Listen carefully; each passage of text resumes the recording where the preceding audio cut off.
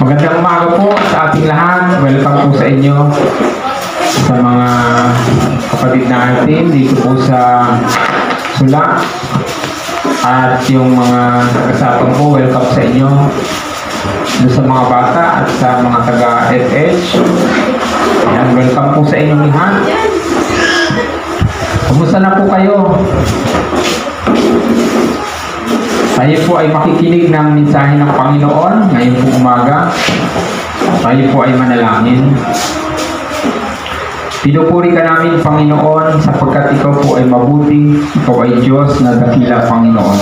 Salamat po sa oras na ito, sa aming pagsasama-sama na kami po ay nandito upang makinig ng iyong salita. Patawarin niyo kami sa aming mga pagkukulang sa inyo. Pagpalaan niyo po ang aming buhay at loobin niyo pong buksan niyo ang aming pangunawa sa iyong mga salita. Ito po ang aming panalangin sa pangalan ni Jesus. Amen. Amen po rin po ang Panginoon. Buksan niyo po ang inyong mga Bible sa aklat ng 1 chapter 5. Ang pag-aaralan po natin ngayon, ang pagpapagaling sa Bethesda. Sige po, basahin po natin. Ano po? Pagkaraan ito'y dumating ang pista ng mga Hudyo at pumunta si Jesus sa Jerusalem.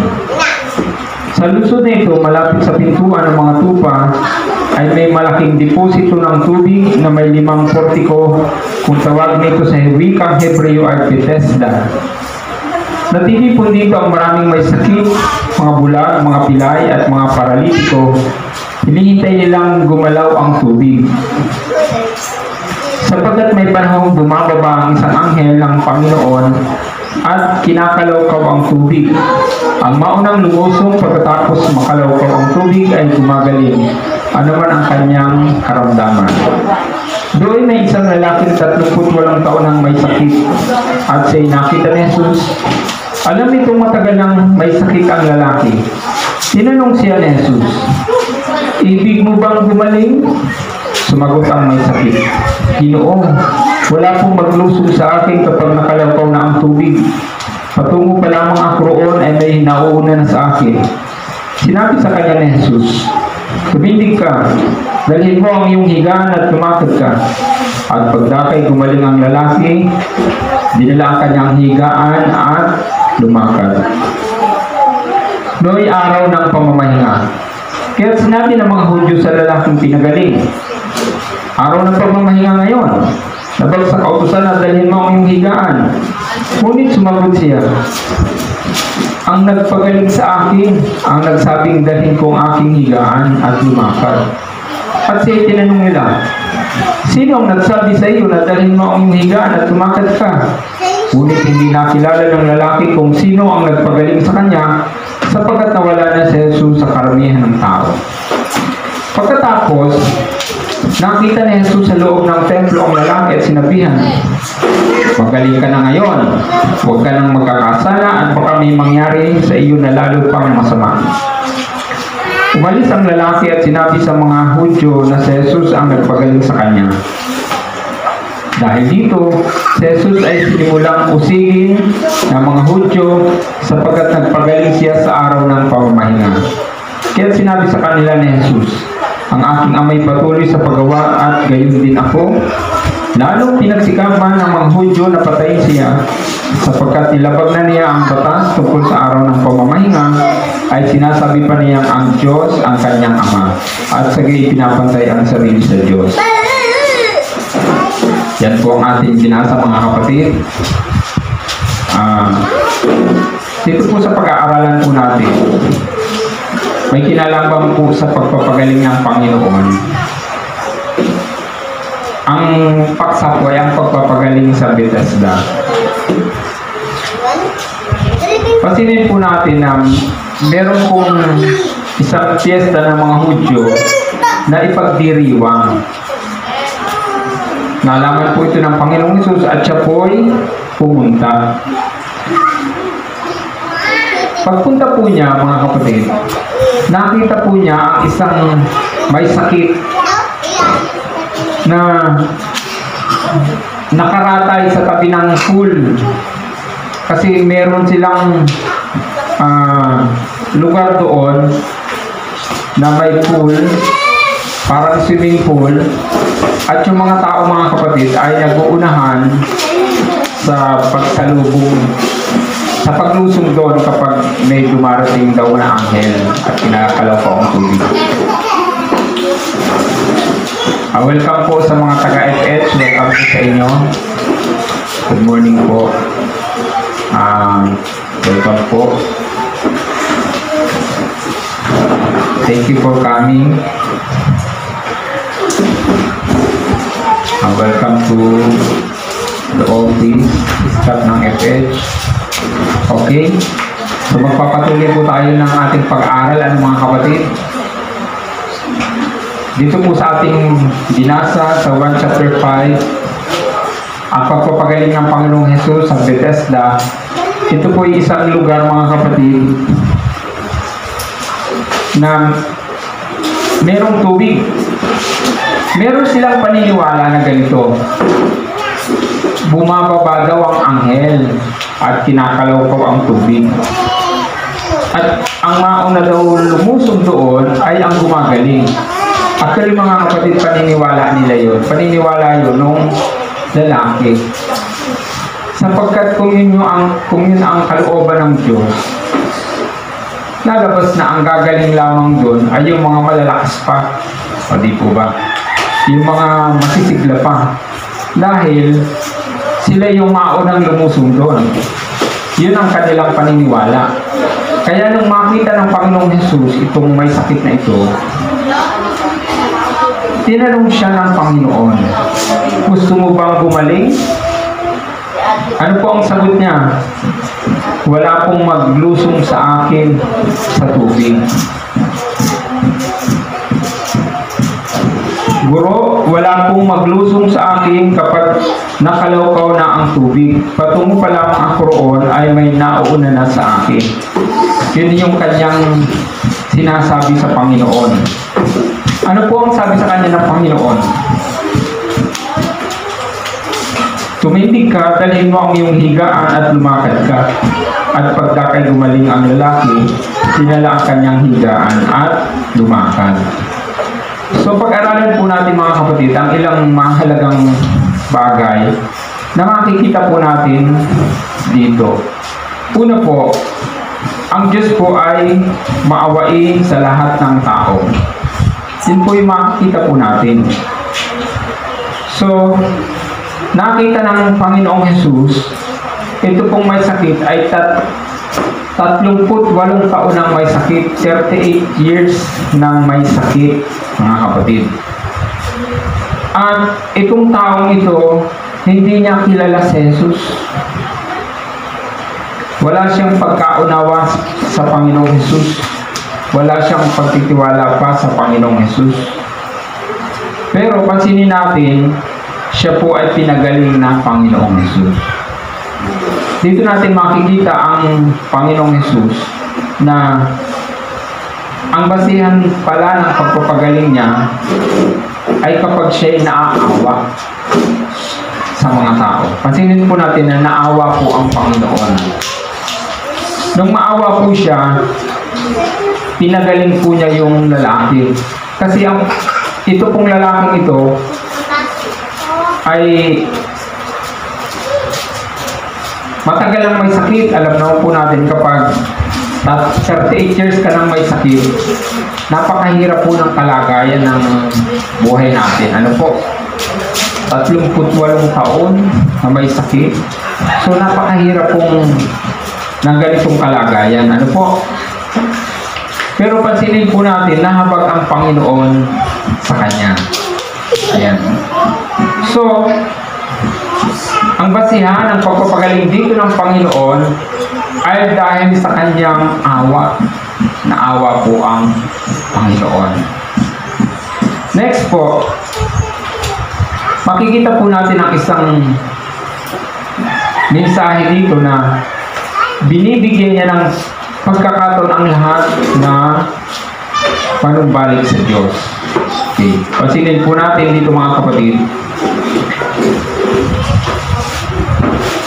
Nung pagaling po ng Panginoon itong may sakit, di po ba sumigla po siya ulit? Lumakas ang kanyang katawan. Ito na sana ang pagkakataon na makapaglingkod siya sa Diyos. Tama po. Kasi sumigla na siya eh. Sumigla na yung kanyang katawan.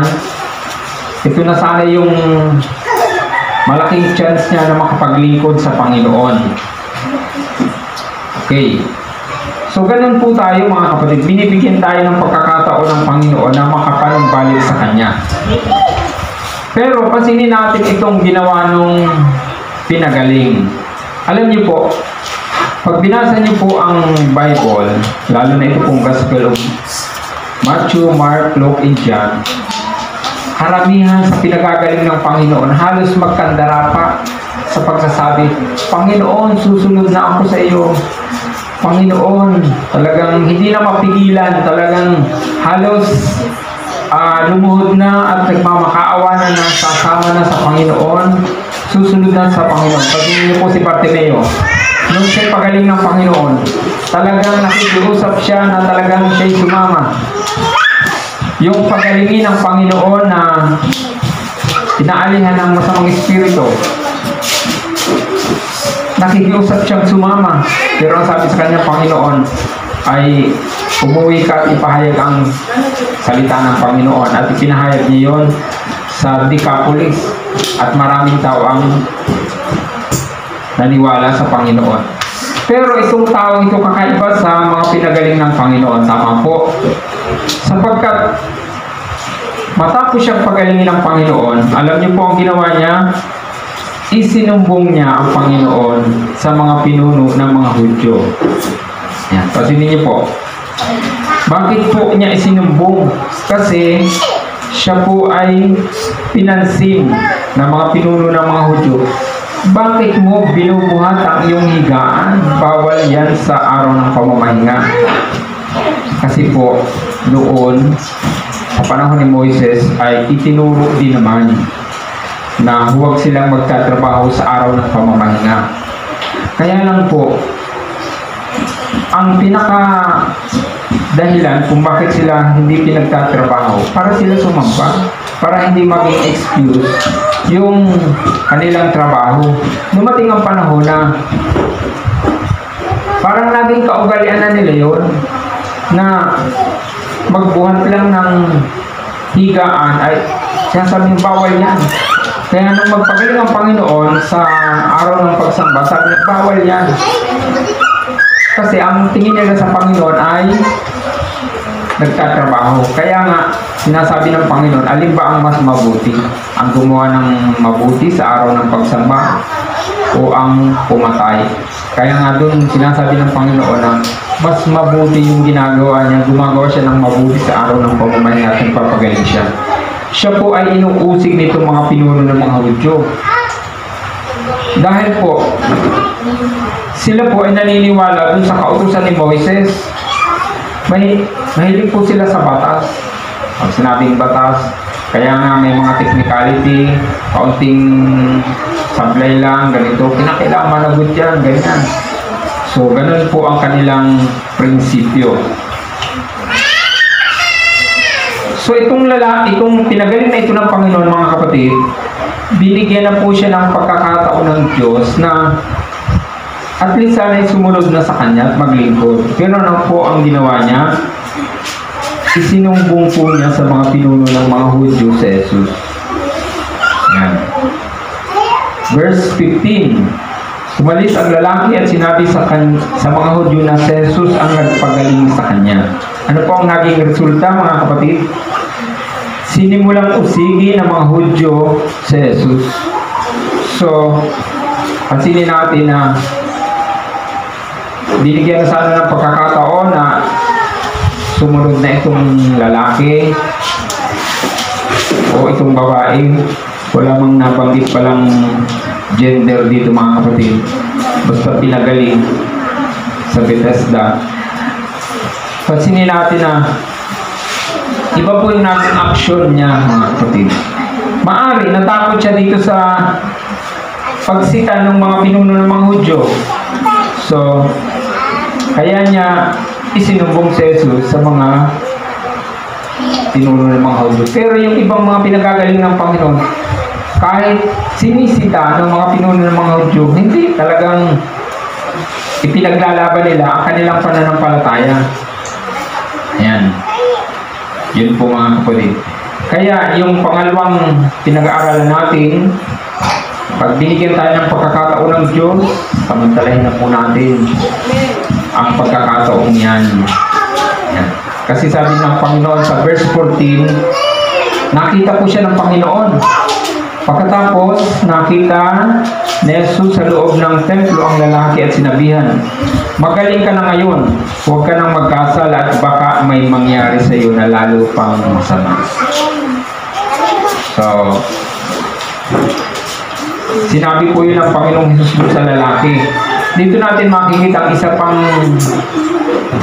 mensahe na ang Panginoon ay nagpapaalala na agad sa atin bago tayo makaranas ng mga paglayo sa Kanya o di kaya ay paggawa ng masama.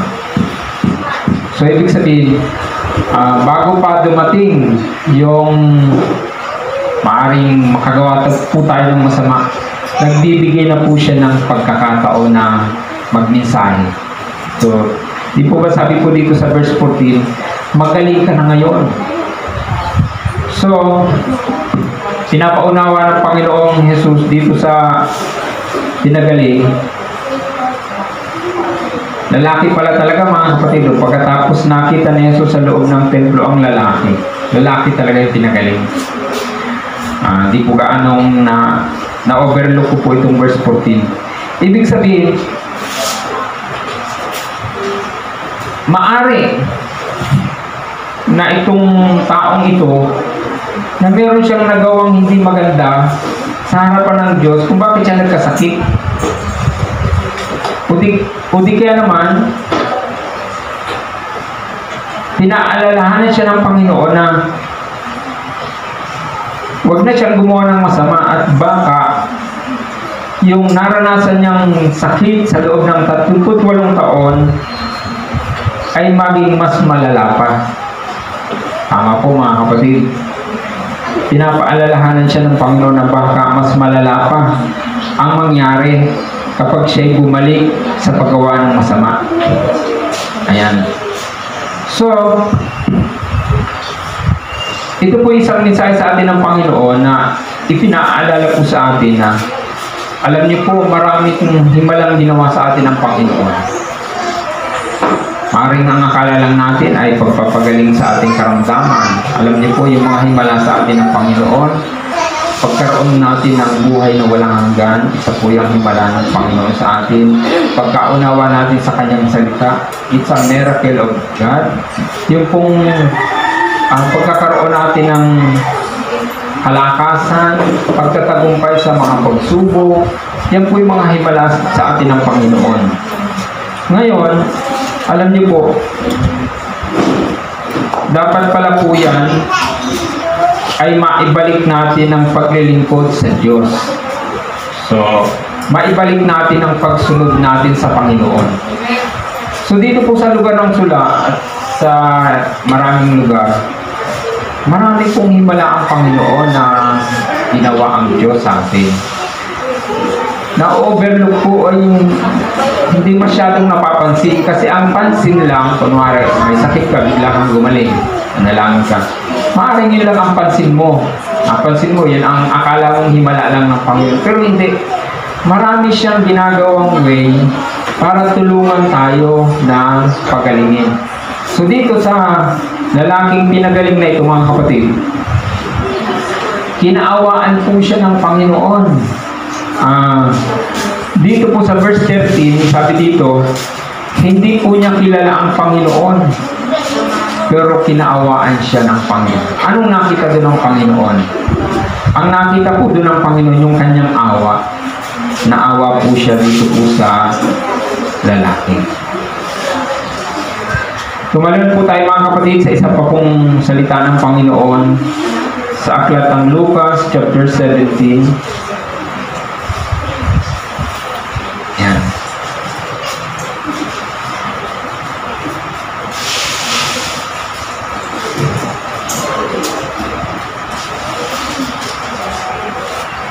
Naunawaan niyo po mga kapatid yung ating pong pinag-aaralan ngayon? Kaya nga pag tayo binigyan ng pagkakataon ng Panginoon, tayo po ay magbalik loob sa Panginoon. Dito po sa Lucas 17, ang pagpapagaling naman sa 10 kitongin. So,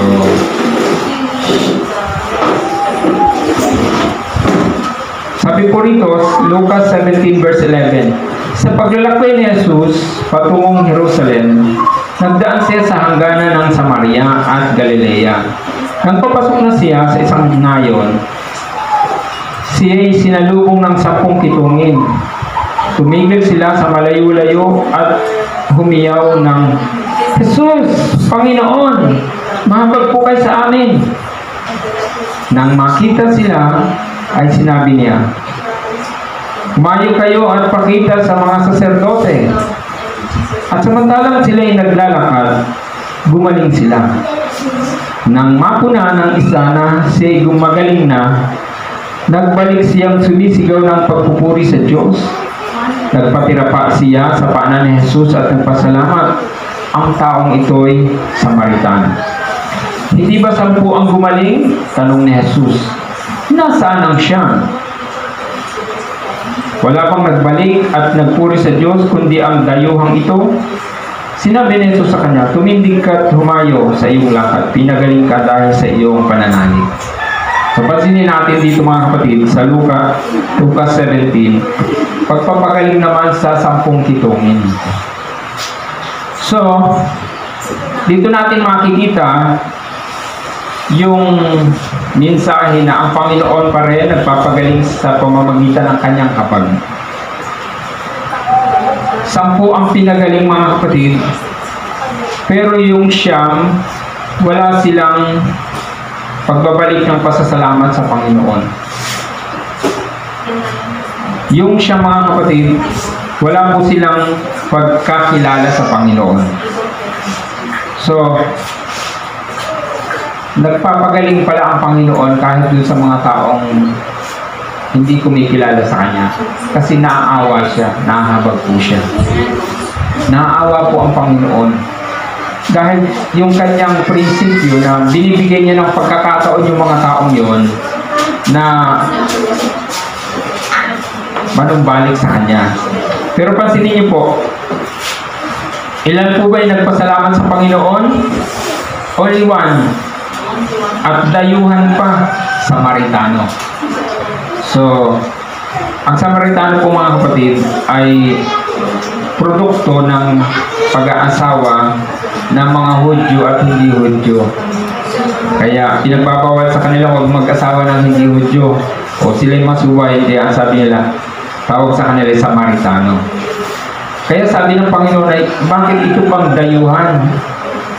So, pansinin natin, ang dapat lubos sa magpasalamat sa Panginoong Hesus yung talagang mga Hudyo, pero ang dayuhan pa ang nagpasalamat.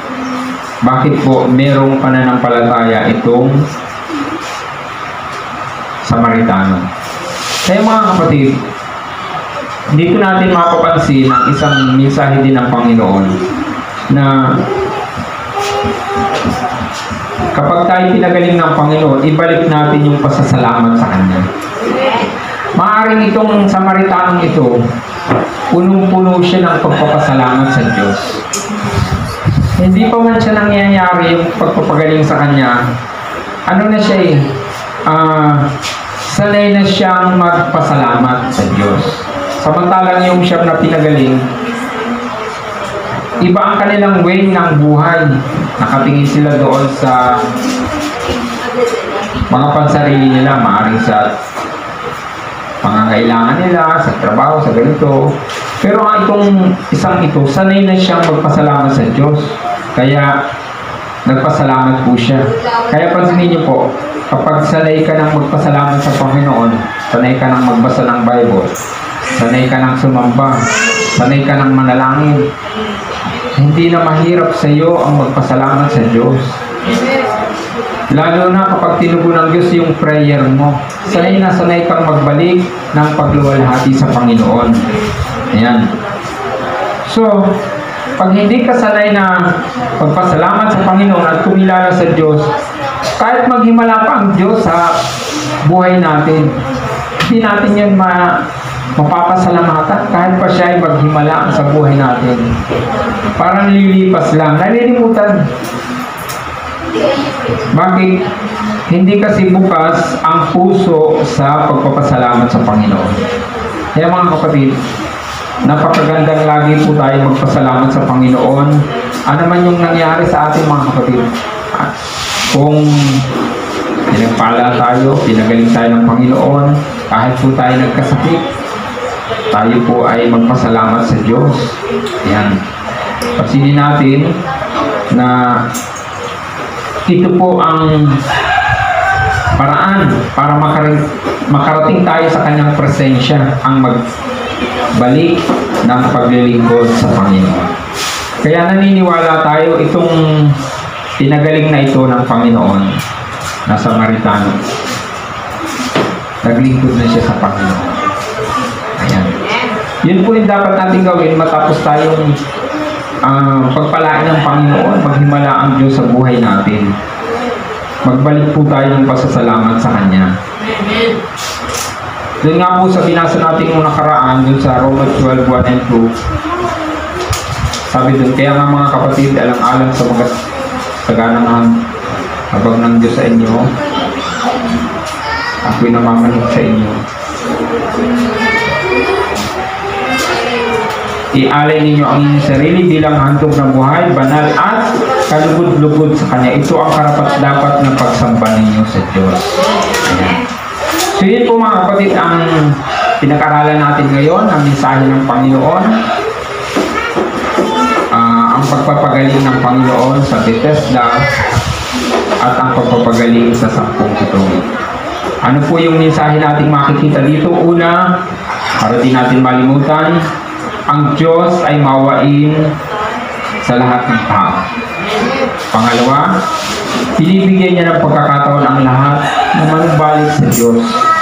Pangatlo po, nagpapaalala na ang Diyos sa atin bago pa tayo makaranas ng paglayo sa Kanya o kaya'y pagawa ng masama.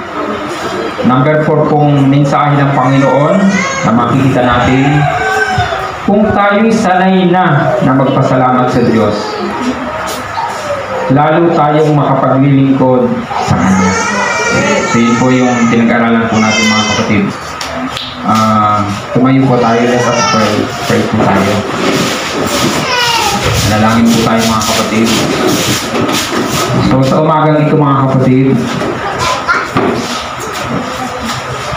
nakikita ng Panginoon ang ating mga puso, ating buhay, at salamat sa Kanyang biyaya.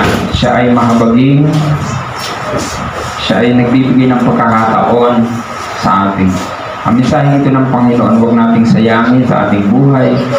Kapag binigyan niya tayo ng pagkakataon na maranasan siya, ito na yung time na makapaglingkod tayo sa Kanya.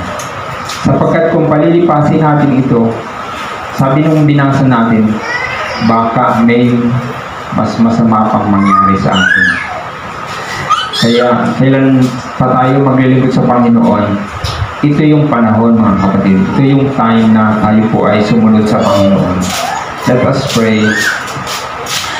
Panginoon, salamat po sa iyo pong pagpapalakas po sa amin. Salamat po sa iyo pong biyaya. Tunay nga o Diyos na pinagagaling mo ang lahat ng tao. Naaawa ka, Panginoon. Naaawa ka kahit sa mga hindi karapat-dapat kaawaan. Nakita namin ang pagpapagaling mo ay dahil sa iyong awa at dahil sa pananampalataya ng tao. Patawarin niyo kami, Panginoon, sa mga pagkukulang sa inyo, sa aming mga pagkakasala. Linisin niyo yung puso namin, Panginoon. Salamat po sa oras na ito at loobin niyo po, makita mo kami na naglilingkod po sa inyo. Makita niyo kami, Panginoon, na sumusunod po sa inyo, Panginoon. Salamat po sa lahat ng oras na kami po ay pinakausap niyo po. Salamat po sa mga blessing na ipinagkakaloob niyo sa amin. Pagpalaan niyo rin po yung aming mga handog sa inyo, ang aming mga offering, Panginoon. Ito po yung magbigay sa inyo ng kalugod-lugod, Panginoon. Magamit, Panginoon, sa pagpapalaganap ng mensahe ng Diyos sa lugar na ito ng Sula, Sabang Labo, at sa mga lugar na mapupuntahan namin, Panginoon. Salamat po. Luwalhatiin po kayo, Panginoon, sa umagang ito. To God all be the glory. In Jesus' name we pray. Amen. Sabihin po ang Panginoon, mga kapatid.